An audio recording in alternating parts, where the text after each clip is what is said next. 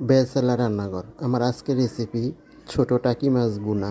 তা আমি কীভাবে ছোট টাকি মাছ ভুনা করি, এখানে নিয়েছি আমি ছোট ছোট টাকি মাছ ভালো করে ধুয়ে পরিষ্কার করে নিয়েছি। আমি টমেটো পেঁয়াজ দিয়ে রান্না করব। এখন আমি মাছগুলোকে হলুদ লবণ মেখে মাছগুলোকে একটু কড়া করে ভাজতে হবে। কড়া করে ভাজা নেওয়ার পর দেখতে পাচ্ছেন মাছগুলো আমি কড়া করে ভেজে নিয়েছি।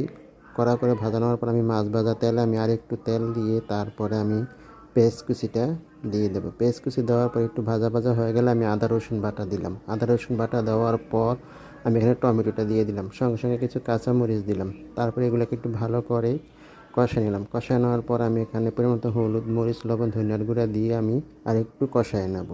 কষায় নেওয়ার পর আমি পরিমাণ মতন পানি দিলাম। পানি দেওয়ার পর এদিকে আমার সুন্দরী বিলাইটা বাহিরে বসে আছে, দেখুন জানালা দিয়ে তাকাচ্ছে। এদিকে আমার তরকারি বলক চলে এসেছে। এখন আমি টাকি মাছটা দিয়ে দিলাম। টাকি মাছটা দেওয়ার পর এটাকে 10 মিনিট রান্না করব। 10 মিনিট রান্নার পর এখন আমি একটু ভাজা জিরার গুঁড়া দেবো। এই ভাজা জিরার গুঁড়া দেওয়ার কারণে তরকারিটার স্বাদ অন্যরকম আসে। এখন আমি ধনিয়া পাতা দিয়ে নামাই নেব। আমার রেসিপি যদি ভালো লাগে অবশ্যই একটু লাইক কমেন্ট করবেন, আর এভাবে আপনারা টাকি মাছ রান্না করে খেয়ে দেখবেন। আর আমার ভিডিও দেখার জন্য সবাইকে অসংখ্য অসংখ্য ধন্যবাদ।